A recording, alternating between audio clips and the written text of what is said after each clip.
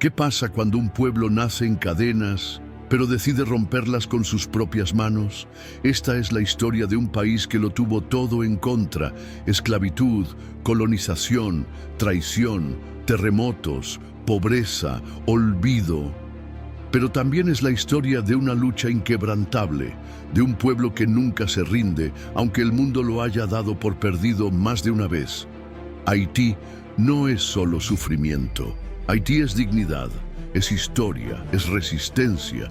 Y si tú también alguna vez te sentiste ignorado, silenciado o pisoteado, esta historia es también tuya. Porque lo que Haití representa va más allá de fronteras. Es el grito de quienes aún creen que la libertad, aunque dolorosa, siempre vale la pena. Vamos juntos a conocer una historia que no solo te va a conmover, te va a transformar. Antes de empezar esta poderosa historia, déjame pedirte algo muy importante.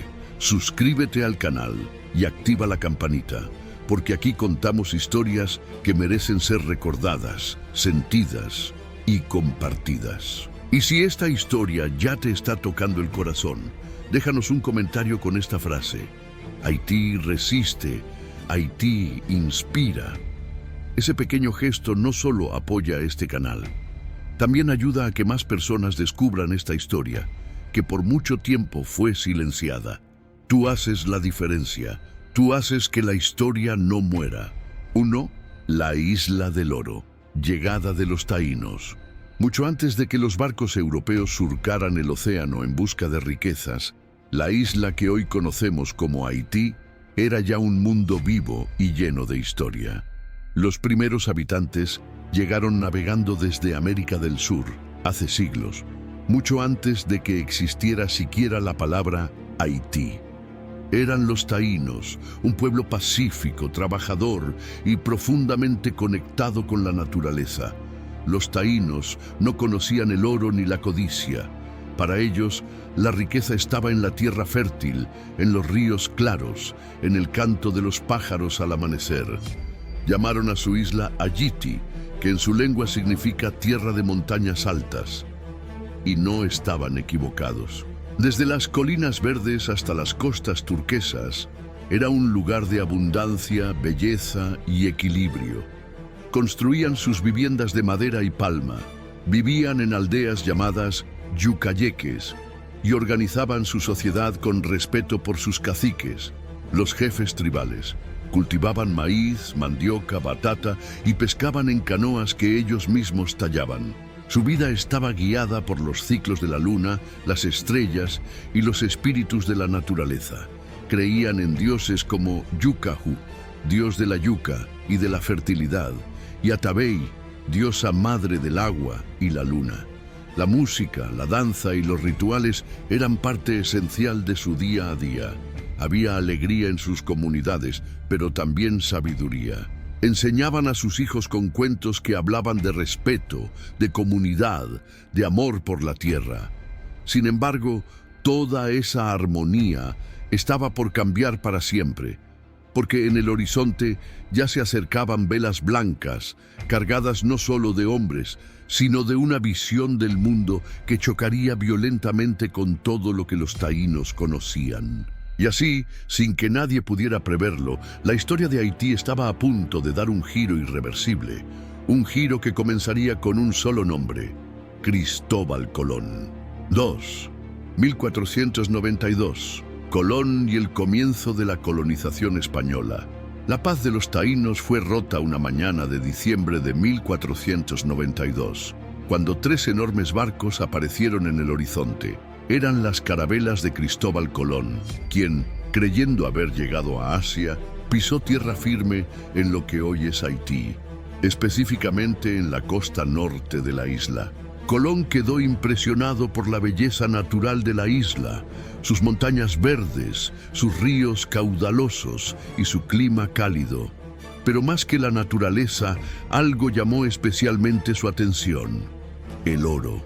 Los taínos, generosos por naturaleza, ofrecieron regalos a los recién llegados, incluyendo pequeños adornos de oro. Fue suficiente para que Colón informara a los reyes católicos que había encontrado una tierra rica, no solo en belleza, sino en minerales valiosos. Poco tiempo después, los españoles comenzaron a establecerse. Fundaron la Navidad, el primer asentamiento europeo en América, construido con los restos del barco Santa María que había naufragado. Aunque los taínos recibieron inicialmente a los colonos con hospitalidad, la relación se tornó rápidamente violenta y desigual. La codicia de los españoles crecía. Querían más oro, más poder, más control. Pronto comenzaron a exigir trabajo forzado a los taínos, a quienes consideraban inferiores. Se impuso el sistema de encomienda, una especie de esclavitud disfrazada de protección cristiana, en el que los indígenas eran obligados a trabajar en minas y plantaciones. Los abusos fueron terribles. Los taínos eran azotados, encadenados, privados de alimento. Muchos morían de agotamiento, enfermedades europeas o simplemente de tristeza al ver su mundo destruido. En menos de una generación, la población taína fue casi aniquilada. De cientos de miles, quedaron apenas unos pocos miles. Fue uno de los primeros y más oscuros genocidios de la historia de América. Y todo comenzó aquí, en la tierra que una vez fue llamada Ayiti. Los españoles renombraron la isla como La Española, Hispaniola, y la convirtieron en un centro de extracción y explotación. Pero lo que los españoles no sabían es que, aunque habían vencido a los taínos, esa isla jamás dejaría de resistir. Porque en sus montañas, en su tierra herida, empezaba a sembrarse una nueva semilla, la del espíritu de libertad, y ese espíritu crecería.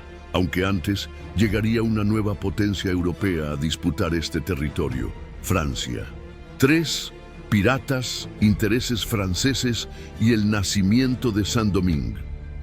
Después de que los españoles explotaran y arrasaran la vida taína, la isla de La Española comenzó a perder valor para ellos. El oro ya no fluía como antes y las riquezas parecían estar en otros lugares del continente. Así, la parte occidental de la isla, la que hoy conocemos como Haití, fue quedando medio abandonada, poco defendida y vulnerable. Y en el Caribe, un territorio mal defendido era un banquete para los piratas. En los siglos XVI y XVII, piratas y bucaneros, en su mayoría franceses, comenzaron a instalarse en la isla de la Tortuga, justo al norte del actual Haití. Desde allí, atacaban barcos españoles, saqueaban ciudades costeras y comerciaban ilegalmente. Pero con el tiempo, dejaron de ser simples ladrones del mar, se convirtieron en colonos. Los franceses, viendo la oportunidad, decidieron establecer presencia permanente. A mediados del siglo XVII, Francia comenzó a ocupar formalmente la parte occidental de la isla. En 1697, con el Tratado de Ryswick, España cedió oficialmente ese territorio a Francia. Nacía así una nueva colonia, Saint-Domingue, y fue entonces cuando la historia de Haití dio otro gran giro, uno que marcaría su destino para siempre. Saint-Domingue no fue una colonia cualquiera. En pocas décadas se convirtió en la más rica del mundo. Sus plantaciones de azúcar, café, añil y algodón producían fortunas que enriquecían a la élite francesa. Pero esta riqueza tenía un costo monstruoso: la esclavitud masiva. Para trabajar esas plantaciones, los franceses importaron cientos de miles de esclavos desde África. Los traían en barcos abarrotados, encadenados, hambrientos, sufriendo horrores durante semanas de travesía. Al llegar, eran tratados como mercancía, vendidos, marcados, castigados, obligados a trabajar de sol a sol bajo un sistema brutal que no conocía misericordia. Saint-Domingue era la colonia más rica del Caribe, sí, pero también la más cruel. La tasa de mortalidad entre los esclavos era altísima. Muchos no sobrevivían más de 10 años. Los abusos eran sistemáticos, castigos físicos, mutilaciones, humillaciones, y aún así las voces de rebeldía comenzaban a brotar como brasas ocultas bajo la ceniza. Por cada latigazo, por cada cadena, se fortalecía el deseo de libertad. Y aunque los amos franceses se sentían invencibles, no veían que algo se estaba gestando en los campos de caña, en las montañas donde los esclavos fugitivos, llamados marrones, se refugiaban y organizaban. Era solo cuestión de tiempo para que esa injusticia diera paso a una revolución, porque la tierra de Saint-Domingue, tan fértil para el azúcar, también era fértil para la resistencia. Y así, mientras los franceses celebraban sus riquezas en Versalles, el suelo temblaba silenciosamente. Una tormenta se acercaba. 4. La plantación infernal, esclavitud y riqueza francesa. Saint-Domingue, la colonia francesa en la parte occidental de la Española, se convirtió en uno de los territorios más lucrativos del mundo en el siglo XVIII. A los ojos de Europa, era una joya brillante en el corazón del Caribe, una máquina de producir riqueza como ninguna otra. Pero detrás de esa opulencia, detrás del azúcar fino que llegaba a París, del café aromático que se servía en salones aristocráticos y del algodón que vestía a los nobles, había un infierno en la tierra. Las plantaciones funcionaban como verdaderos campos de muerte. Francia necesitaba una fuerza laboral inhumana para mantener su producción, y por eso más de 800.000 africanos fueron traídos como esclavos entre los siglos XVII y XVIII. Eran arrancados de sus tierras, separados de sus familias, encadenados en barcos pestilentes. Muchos no sobrevivían al viaje, y los que llegaban encontraban una vida aún más cruel. Los amos franceses no veían seres humanos, sino herramientas. Cualquier desobediencia, cualquier retraso, incluso un simple cansancio, era castigado con latigazos, hambre o mutilaciones.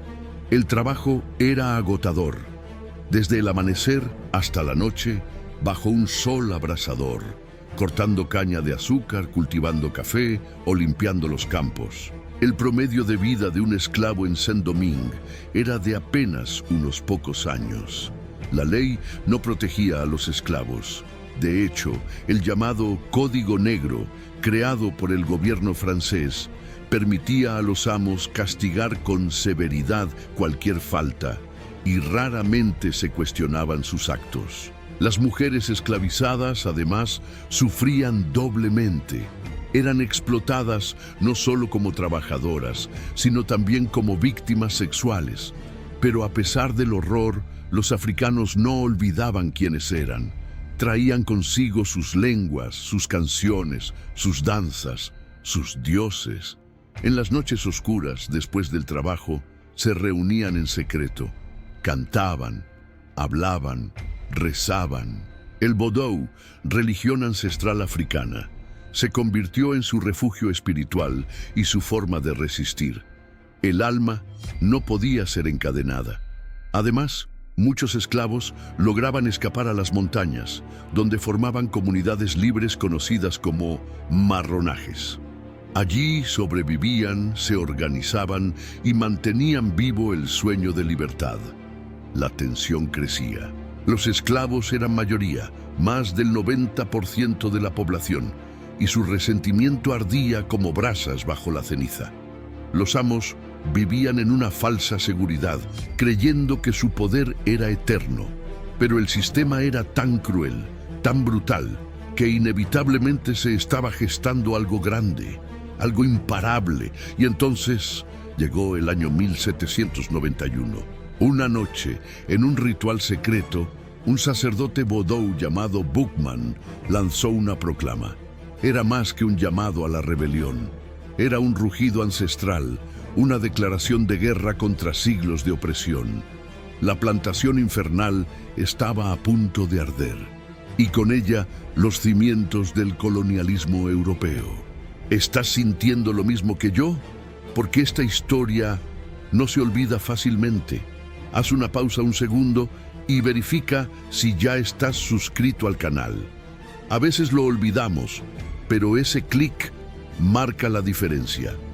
Y si esta historia te está tocando, compártela con alguien, con un amigo, con tu familia, con quien necesite escucharla, porque cuando compartes, no solo ayudas al canal, estás ayudando a que más personas conozcan la verdad, a que Haití no quede en el olvido. Tú eres parte de esto. Gracias por seguir aquí. 5. 1791. El grito de libertad. Rebelión de los esclavos. Había tensión en el aire. Se sentía en las montañas, en los cañaverales, en los barracones donde los esclavos apenas podían dormir por el dolor y el cansancio. Cada latigazo, cada injusticia, cada lágrima derramada alimentaba una rabia silenciosa hasta que ya no pudo contenerse. En la noche del 22 de agosto de 1791, en los bosques de Bois Caimán, cerca de la ciudad de Le Cap, cientos de esclavos se reunieron en secreto. No era una reunión cualquiera, era un ritual.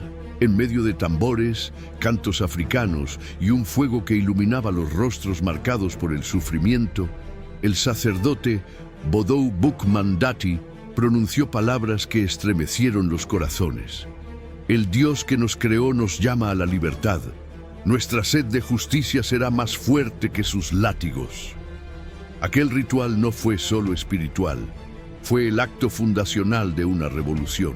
Los esclavos se juraron luchar hasta el final, sin volver jamás a aceptar cadenas. Esa misma noche comenzaron a incendiar plantaciones, asesinar amos y liberar a sus hermanos. El fuego se propagó como una ola imparable. En cuestión de días, más de 1000 plantaciones ardían en llamas. Los esclavos no solo querían venganza, querían justicia, dignidad y el derecho básico de ser libres. Los colonos franceses, completamente sorprendidos, no estaban preparados para una rebelión de esa magnitud. Creían tener el control, pero la realidad los golpeó con furia.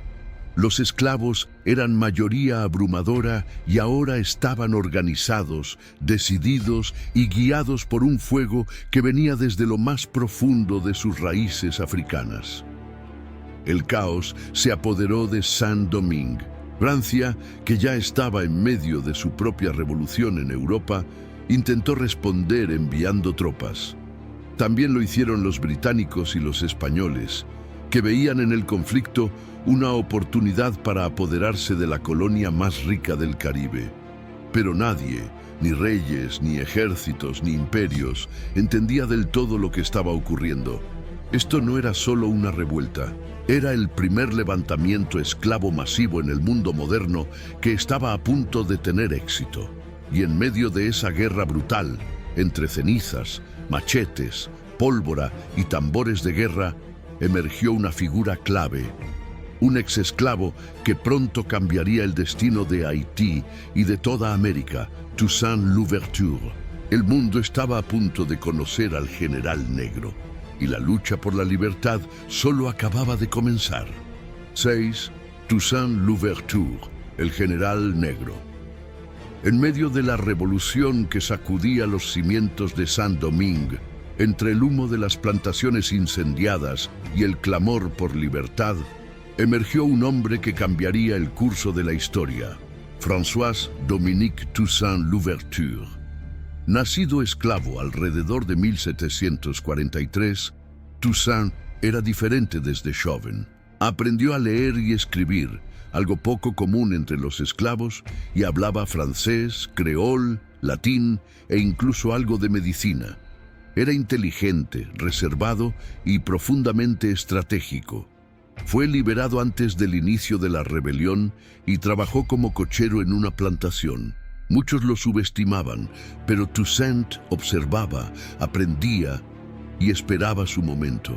Cuando estalló la rebelión de 1791, Toussaint supo que su hora había llegado. Se unió a las fuerzas esclavas, no como un simple combatiente, sino como estratega militar. Rápidamente ascendió entre los líderes revolucionarios gracias a su capacidad para organizar, negociar y vencer. Sus enemigos, franceses, españoles, británicos, lo temían y lo respetaban. Toussaint no solo era un guerrero, era un visionario. Sabía que para que los negros fueran verdaderamente libres, Haití necesitaba más que una revolución. Necesitaba estabilidad, producción, diplomacia y una estructura política propia. Por eso, mientras dirigía batallas, también creaba alianzas, firmaba acuerdos y diseñaba planes para reconstruir el país. Durante la guerra, Toussaint cambió de bando estratégicamente. Primero luchó junto a los españoles contra los franceses. Luego, cuando Francia abolió la esclavitud en 1794, se unió a los franceses para derrotar a los británicos y otros grupos esclavistas.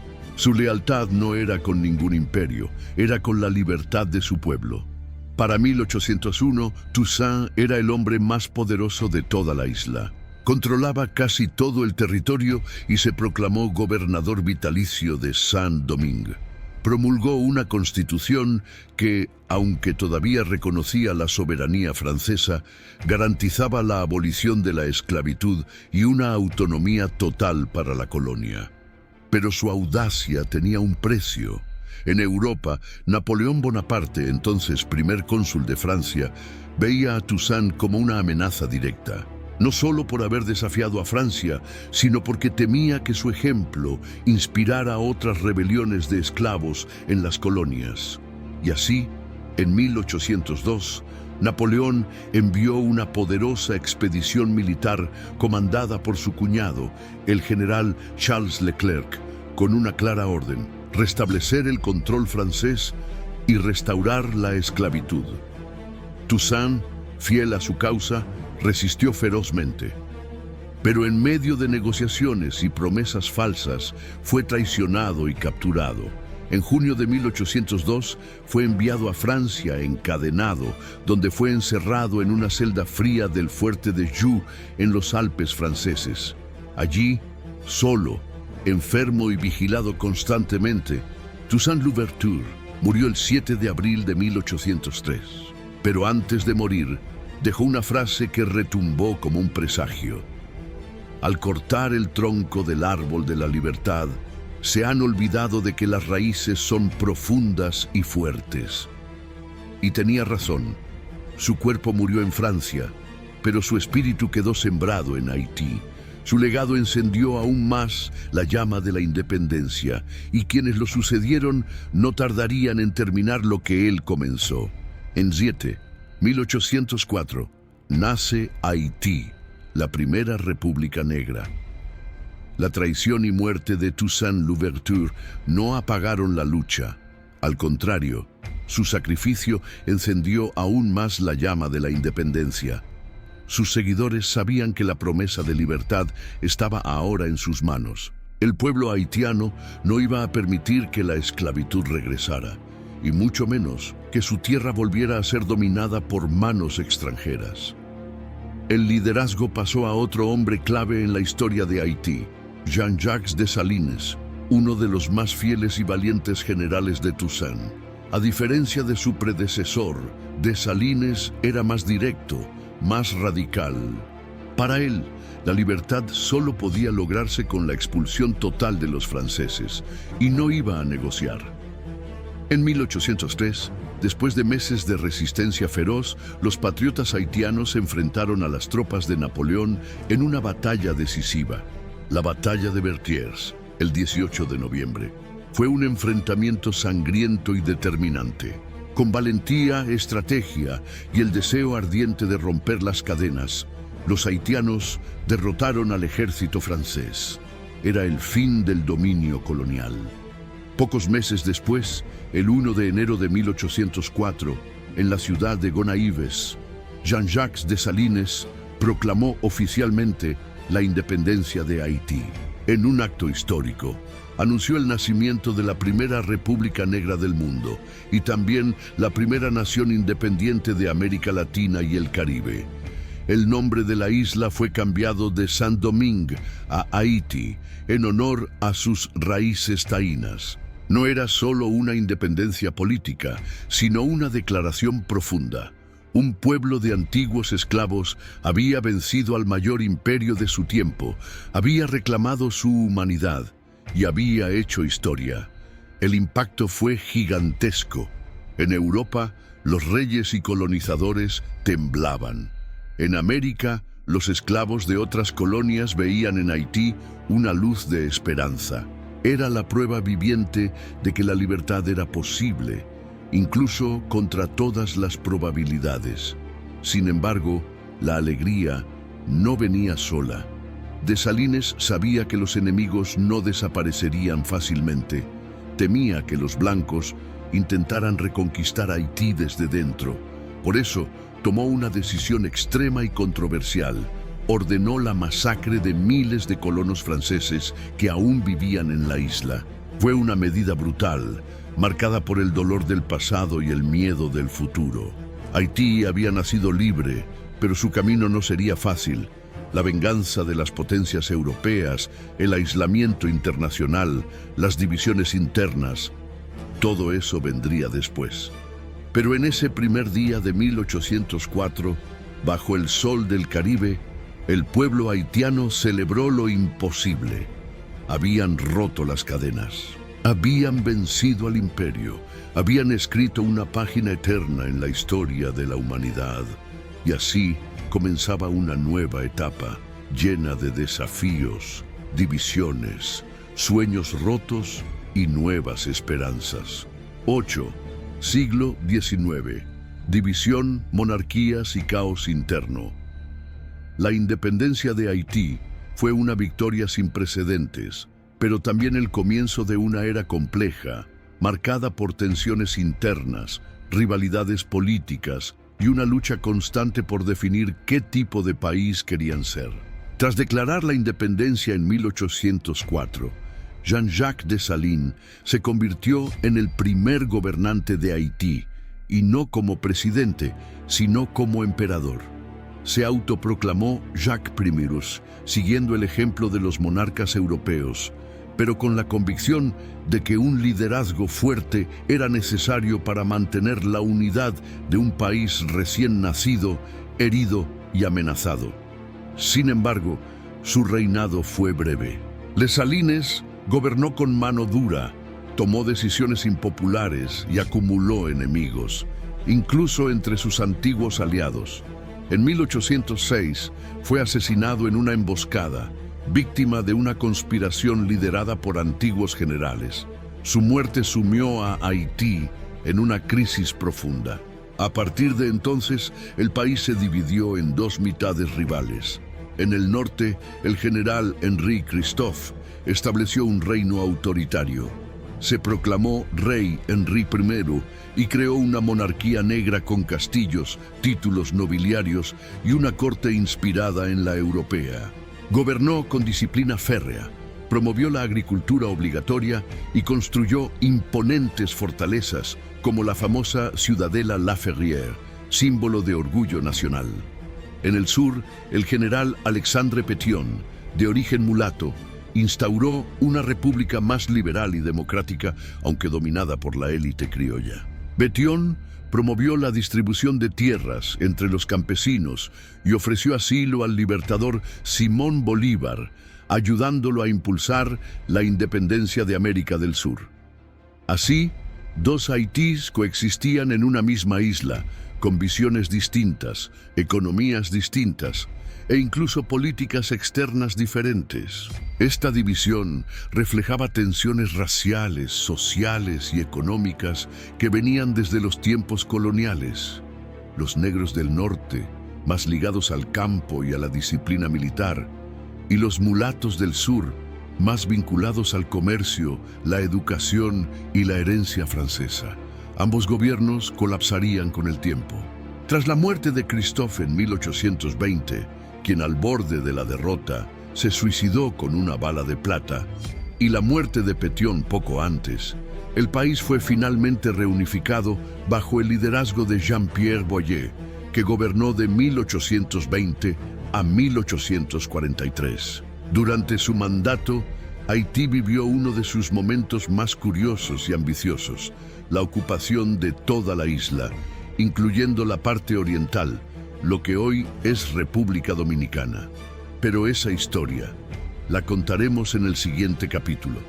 Lo importante aquí es entender que, aunque Haití nació de una revolución, su juventud como nación fue turbulenta, dividida y llena de tensiones internas. La libertad había sido conquistada con sangre, pero la unidad, la justicia y la paz eran metas aún lejanas. Y en medio de esa búsqueda de estabilidad, Haití se vería envuelto en un nuevo conflicto con sus propios vecinos de la isla.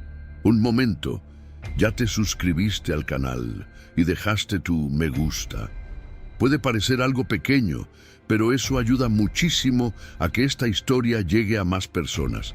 Cada vez que tú te suscribes y das like, estás empujando al algoritmo a decir: esta historia importa que el mundo la vea, así que si sientes que Haití merece ser escuchado, haz clic ahora y ayúdanos a romper el silencio. 9. Relación con República Dominicana, vecinos en conflicto. Después de reunificar Haití en 1820, el presidente Jean-Pierre Boyer tenía una visión audaz: controlar toda la isla de la Española, y no era solo un capricho político. En la parte oriental, la actual República Dominicana, los españoles habían retomado el control, pero los dominicanos estaban cansados de ser dominados por imperios extranjeros. En 1821 proclamaron brevemente la independencia bajo el nombre de República del Haití Español, con la intención de unirse a la Gran Colombia de Simón Bolívar. Pero antes de que esa unión se concretara, Boyer invadió pacíficamente y tomó control del territorio. Así, desde 1822 hasta 1844, toda la isla estuvo bajo el dominio haitiano. Boyer justificó la ocupación con un ideal de unificación afrocaribeña, de resistencia contra las potencias coloniales europeas y como una forma de proteger la libertad de los antiguos esclavos también en el este. Pero la realidad en el terreno fue mucho más compleja. En la parte oriental, de cultura hispánica, católica y con una estructura social distinta, la población no se identificaba con el proyecto haitiano. Aunque los haitianos abolieron la esclavitud en el este, también impusieron leyes, idioma y tributos que causaron resentimiento. La tierra fue redistribuida. La Iglesia Católica perdió poder y el control militar se volvió rígido. Muchos dominicanos comenzaron a ver a los haitianos no como libertadores, sino como ocupantes. Durante 22 años, Haití administró toda la isla. Pero en el fondo, esa unificación era frágil. Las tensiones culturales, religiosas, lingüísticas y económicas no dejaban de crecer. Finalmente, en 1844, un grupo de dominicanos liderado por Juan Pablo Duarte organizó un movimiento de independencia, la Trinitaria. El 27 de febrero de ese año proclamaron la independencia de la República Dominicana. Había nacido una nueva nación y una larga historia de conflictos, guerras y desconfianza mutua. A lo largo del siglo XIX, Haití intentó varias veces reconquistar la parte oriental y los dominicanos resistieron ferozmente. Hubo enfrentamientos sangrientos, odios acumulados, fronteras dibujadas con dolor. Este conflicto no solo fue militar, también fue una batalla de identidades. Haití, fundado por esclavos africanos, orgullosamente negro, creol y rebelde. República Dominicana, más cercana a las tradiciones hispanas, católicas y criollas. Dos pueblos hermanos por geografía, pero con pasados y heridas muy diferentes. Hasta hoy, esa historia compartida sigue generando tensiones, pero también oportunidades. Porque la isla es una sola y el futuro, aunque marcado por el pasado, aún puede escribirse en paz. Y mientras al este nacía una nueva nación, al oeste Haití seguía buscando su camino entre dictaduras, esperanzas democráticas y una lucha constante por la estabilidad. 10. Siglo XX. Golpes, dictaduras y la inestabilidad crónica. El siglo XX no trajo paz a Haití. Muy por el contrario, fue un periodo marcado por una interminable sucesión de golpes de Estado, crisis económicas, intervenciones extranjeras y regímenes autoritarios. El sueño de una nación estable, libre y próspera parecía alejarse más con cada década. La inestabilidad política era tal que entre 1911 y 1915 Haití tuvo 7 presidentes, varios de ellos derrocados, exiliados o asesinados. El país era como un volcán en erupción constante, promesas, traiciones, conspiraciones, y detrás de todo eso, un pueblo cansado y cada vez más empobrecido. La situación se volvió tan caótica que en 1915, tras el asesinato brutal del presidente Wilbrun Guillaume Sam, los Estados Unidos decidieron intervenir militarmente y ocupar Haití bajo el pretexto de restaurar el orden y proteger sus intereses económicos. La ocupación duró 19 años, de 1915 a 1934. Durante ese tiempo, los marines estadounidenses controlaron el gobierno, las finanzas, la policía y hasta la construcción de carreteras. Se modernizaron ciertas infraestructuras, pero a costa de la soberanía haitiana. Muchos haitianos vieron esa ocupación como una humillación. Se obligó a campesinos a trabajar en obras públicas de forma forzada, lo que desató rebeliones como la del líder popular Charlemagne Péralte, quien luchó contra la ocupación y fue ejecutado como un héroe de la resistencia. En 1934, tras intensas presiones, EEU se retiró, pero dejó tras de sí una estructura de poder centralizada, entrenada y fuertemente armada. Esa estructura sería luego utilizada por una figura que se convertiría en sinónimo de terror y dictadura: François Duvalier, más conocido como Papa Doc. En 1957, Papa Doc fue elegido presidente, pero pronto se convirtió en dictador vitalicio. Gobernó con una mezcla peligrosa de represión política, culto a la personalidad y manipulación del vodou. Se presentó como un padre protector del pueblo, pero su régimen fue uno de los más opresivos y corruptos de toda América Latina. Creó una fuerza paramilitar llamada los Tonton Macutes, encargados de sembrar el miedo entre la población. Cientos, quizás miles, de opositores fueron desaparecidos, asesinados o forzados al exilio. Mientras tanto, el país se empobrecía, la infraestructura colapsaba y los servicios básicos quedaban en ruinas. En 1971, Papa Doc murió, pero el poder no cambió de manos. Lo heredó su hijo, Jean-Claude Duvalier, apodado Baby Doc, con apenas 19 años. Aunque su estilo era menos brutal, continuó la corrupción, la represión y el abandono del pueblo. El país se hundía en la miseria, mientras la élite vivía con lujos importados de Europa. Finalmente, en 1986, el pueblo haitiano dijo basta. Después de protestas masivas, disturbios y presión internacional, Baby Doc fue derrocado y huyó a Francia. Haití había expulsado a la dinastía Duvalier, pero la democracia aún estaba lejos de consolidarse. Lo que vino después fue una larga y dolorosa transición. Elecciones que no se respetaban, presidentes derrocados, nuevos golpes de Estado y un pueblo que seguía esperando algo que le prometían desde 1804, una patria libre, justa y digna. Pero en medio de ese caos, surgiría una figura inesperada, un hombre de voz fuerte, mirada humilde y promesas revolucionarias. 1986, el fin de los Duvalier y una nueva esperanza.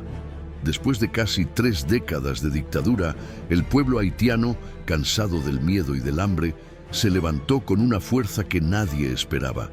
El régimen de los Duvalier, que parecía eterno, comenzó a resquebrajarse a medida que las voces de protesta crecían en cada rincón del país.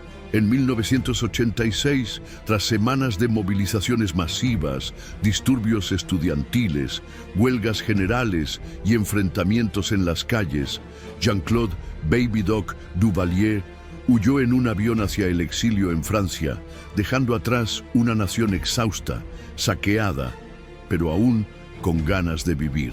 Las imágenes de la caída del régimen recorrieron el mundo.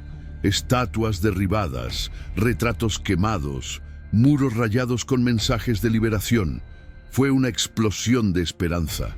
Muchos creyeron que al fin Haití tendría una verdadera democracia.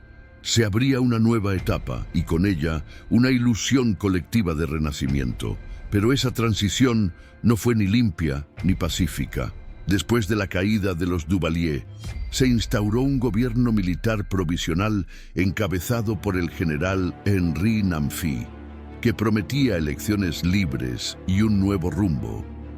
Sin embargo, el viejo aparato de poder seguía intacto.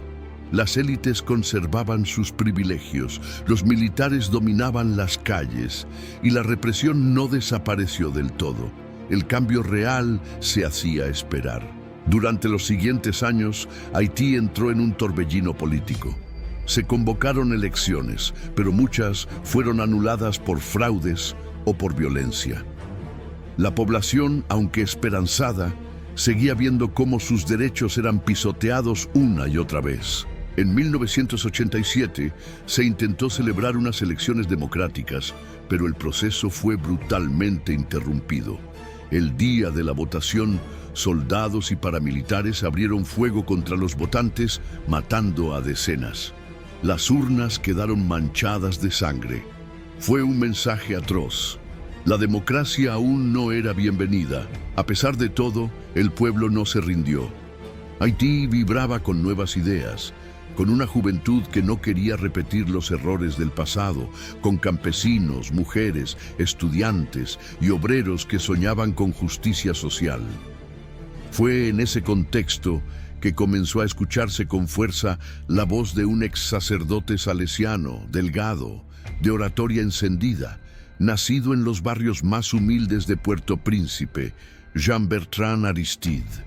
Desde los altares, Aristide denunciaba a los corruptos, a los militares, a los ricos indiferentes, a los poderosos que durante siglos oprimieron al pueblo haitiano. Hablaba de Jesús como el primer revolucionario y decía que el Evangelio debía estar al lado de los pobres.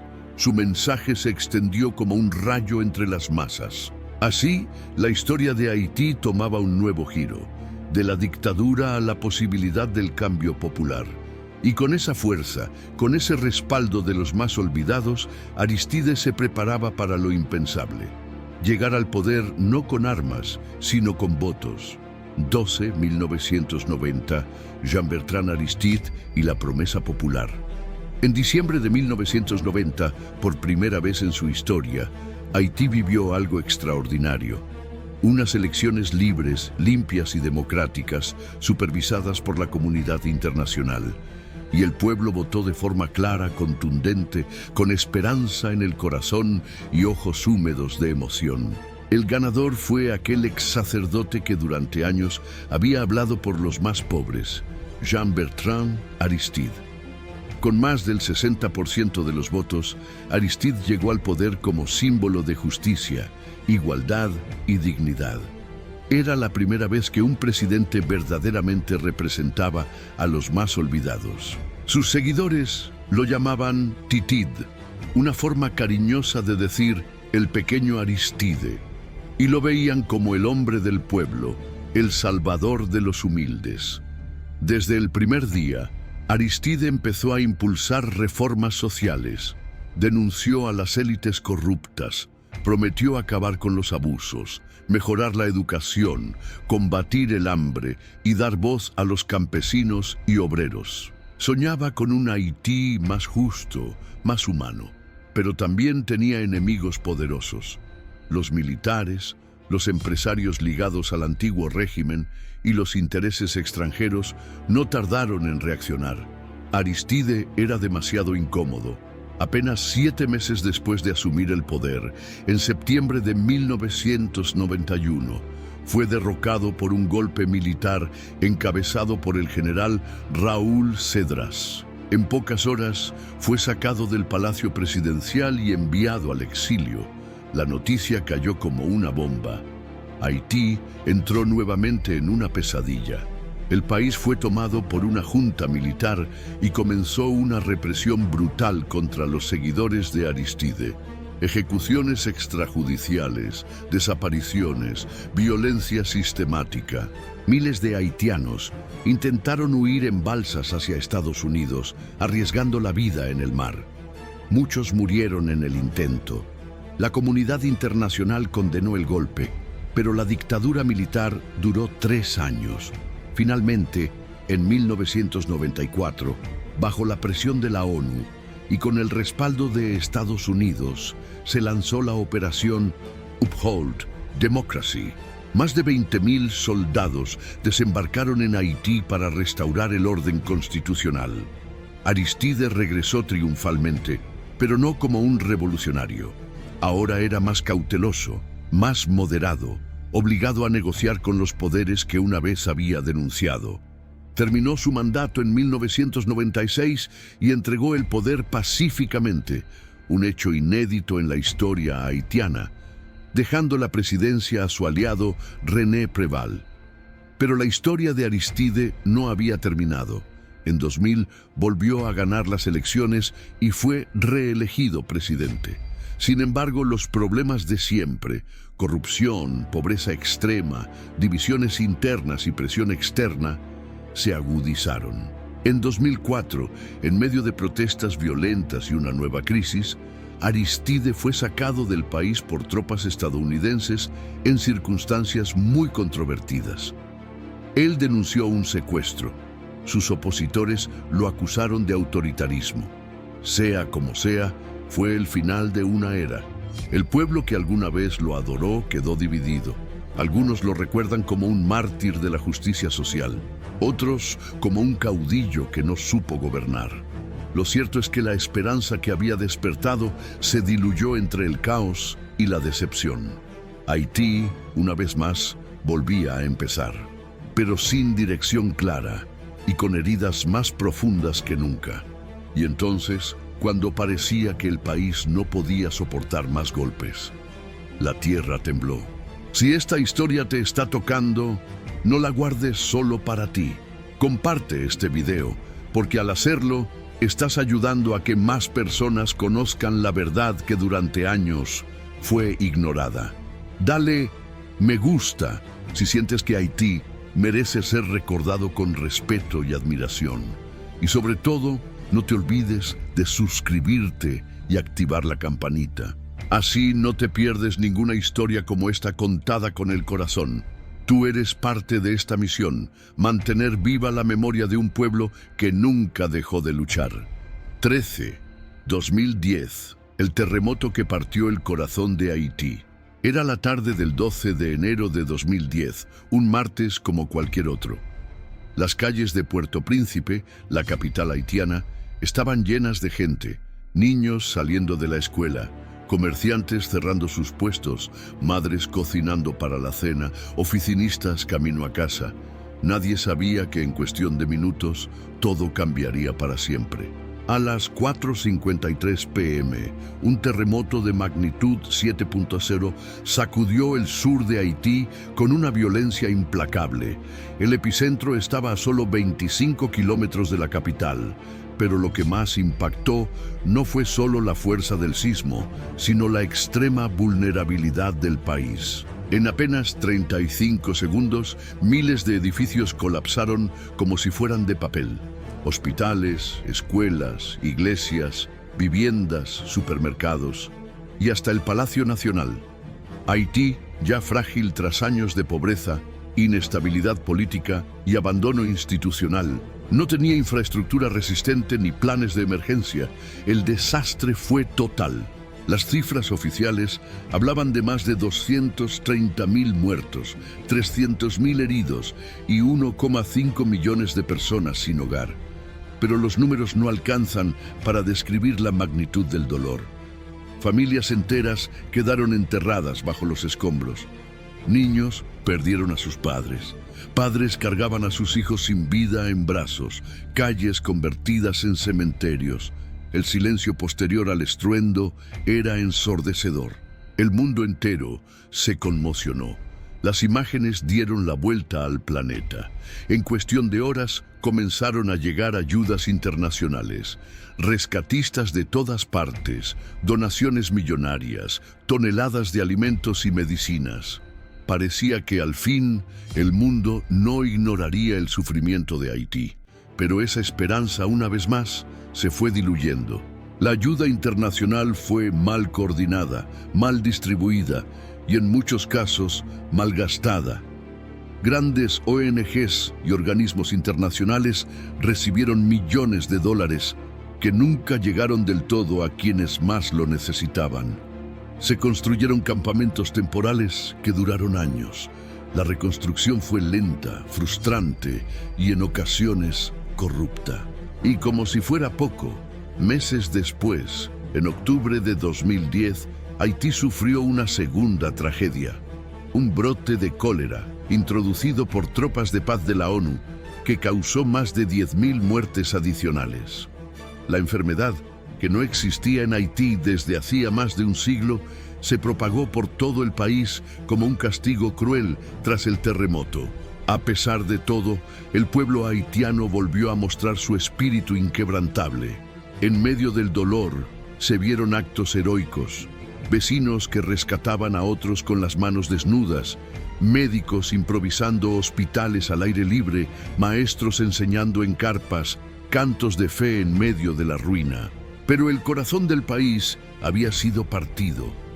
Y aunque Haití siguió latiendo, las cicatrices del 12 de enero de 2010 jamás se cerraron completamente.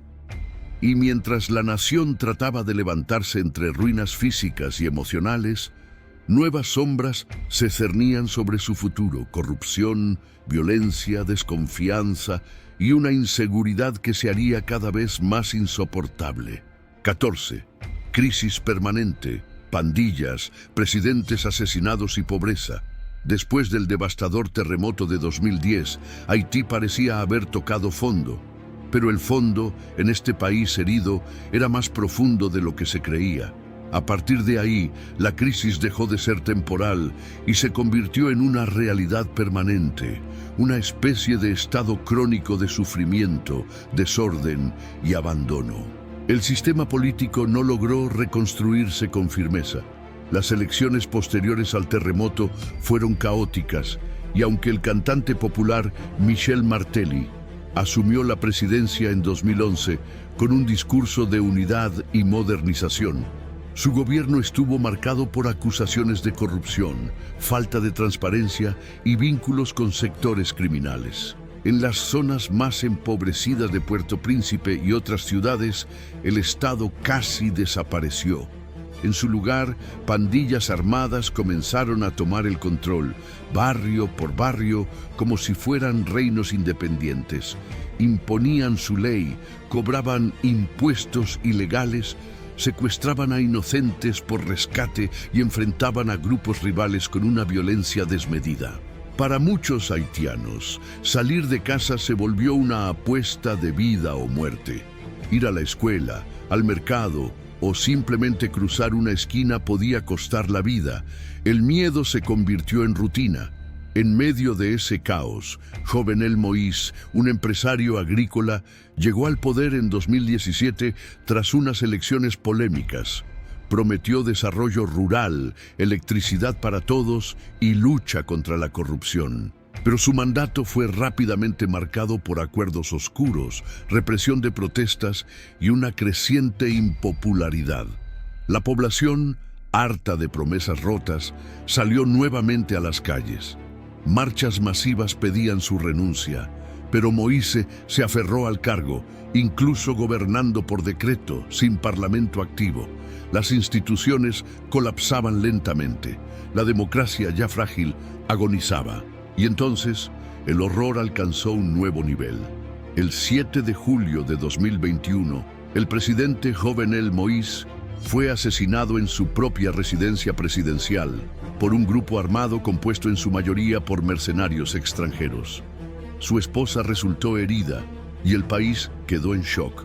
¿Cómo pudo ser posible un magnicidio en medio de la capital, en la casa más vigilada del país.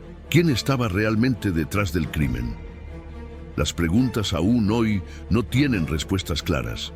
El asesinato del presidente sumió a Haití en un vacío de poder total.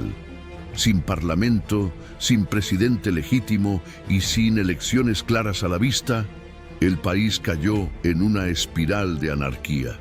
Las pandillas se fortalecieron aún más. Algunas comenzaron a controlar puertos, rutas de comercio, estaciones policiales. El Estado quedó casi secuestrado por intereses oscuros. Muchos haitianos comenzaron a huir del país en masa, cruzando selvas, desiertos y fronteras en busca de una vida digna.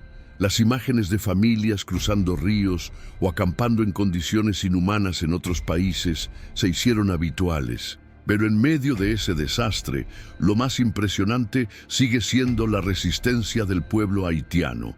Mujeres que siguen vendiendo frutas en los mercados pese al peligro. Niños que aprenden a leer a la luz de una vela, en casas sin electricidad. Hombres que, aún sin empleo, ayudan a su comunidad a reconstruir una pared, una escuela, un puente. Haití no ha perdido su alma, está herida, sí, pero aún late. Y aunque las sombras parezcan interminables, la historia no ha terminado, porque la última palabra aún no ha sido escrita. 15. Haití. Hoy, entre la esperanza y la resistencia. Hoy, al mirar a Haití, es fácil caer en la tristeza. El país más pobre del hemisferio occidental. Gobiernos débiles o inexistentes. Pandillas que controlan barrios enteros. Un sistema de salud colapsado. Escuelas cerradas. Jóvenes que huyen porque no ven futuro. Una economía destruida. Y aún así, Haití resiste. Tras el asesinato del presidente Jovenel Moïse en 2021, el país cayó en un limbo institucional. No hubo elecciones claras ni sucesión legítima. La comunidad internacional propuso soluciones, pero ninguna logró estabilizar realmente la situación. Los líderes temporales fueron constantemente cuestionados. Algunos hablaban en nombre del pueblo, pero pocos realmente lo representaban. Mientras tanto, las pandillas se consolidaron como un poder paralelo. Bloquean rutas, cobran peajes ilegales, negocian con armas y controlan mercados. En muchos casos, reemplazan al Estado, resolviendo conflictos o imponiendo su ley. La policía, mal equipada y superada en número, muchas veces no puede o no quiere enfrentarlas. Y, sin embargo, ahí está Haití. Las calles de Puerto Príncipe siguen vivas. Los mercados siguen llenos de colores, de sabores, de mujeres vendiendo frutas bajo el sol inclemente. Los tambores del vodou todavía suenan en las noches, recordando que hay raíces más profundas que cualquier tragedia. Los niños aún corren detrás de una pelota hecha de trapo, y las voces del pueblo, aunque cansadas, aún sueñan con justicia y dignidad. La diáspora haitiana, repartida por Estados Unidos, República Dominicana, Brasil, Chile, Canadá y otros países, también mantiene viva la identidad. Envía remesas, levanta la bandera con orgullo y no olvida sus raíces. Haití vive también fuera de Haití. Y en medio del caos surgen líderes comunitarios, periodistas valientes, artistas, poetas y activistas que no se resignan, que creen, contra todo pronóstico, que otro Haití es posible. Porque este país, que derrotó al imperio más poderoso del mundo en 1804, que abolió la esclavitud antes que nadie, que resistió dictaduras, terremotos, ocupaciones, enfermedades, golpes de Estado y traiciones, no se ha rendido. Sí, sufre, sí, sangra, pero también canta, baila, lucha y espera. Con la mirada hacia adelante, hacia ese futuro que todavía no ha llegado, pero que aún puede ser construido con las manos de su gente. La historia de Haití no es solo de dolor, es de dignidad, orgullo y resistencia. Y si el mundo decide mirar con los ojos del respeto y la justicia, tal vez, solo tal vez, Haití pueda volver a levantarse, no como víctima, sino como lo que siempre ha sido, un símbolo vivo de libertad. Haití no necesita lástima, necesita memoria, respeto y justicia. Es un pueblo que ha sangrado, ha llorado, ha sido olvidado, pero también es un pueblo que ha enseñado al mundo lo que significa resistir, levantarse y volver a creer. Si tú alguna vez sentiste que nadie te escuchaba, si alguna vez luchaste solo, sin recursos, contra todo, entonces tú también eres Haití. Porque Haití no es solo un país, es un símbolo, es un espejo, es una promesa. Y la solución no está solo en los gobiernos ni en la ayuda internacional, está en la conciencia colectiva, en recordar esta historia, en no callar jamás el nombre de quienes lucharon por ser libres. Que Haití no sea solo un capítulo del pasado, que sea una causa viva en nuestro presente. Ahora que llegaste hasta aquí, quiero saber de ti. Cuéntame en los comentarios qué te pareció esta historia, qué parte te tocó más. ¿Qué reflexión te dejó? Tu opinión no solo nos ayuda a crecer, también hace que más personas descubran este video, porque el algoritmo ve que esta historia importa, y si aún no lo hiciste, dale like, suscríbete al canal y activa la campanita. Así seguimos juntos rescatando historias que merecen ser contadas. Gracias por estar aquí y por ser parte de esta memoria viva.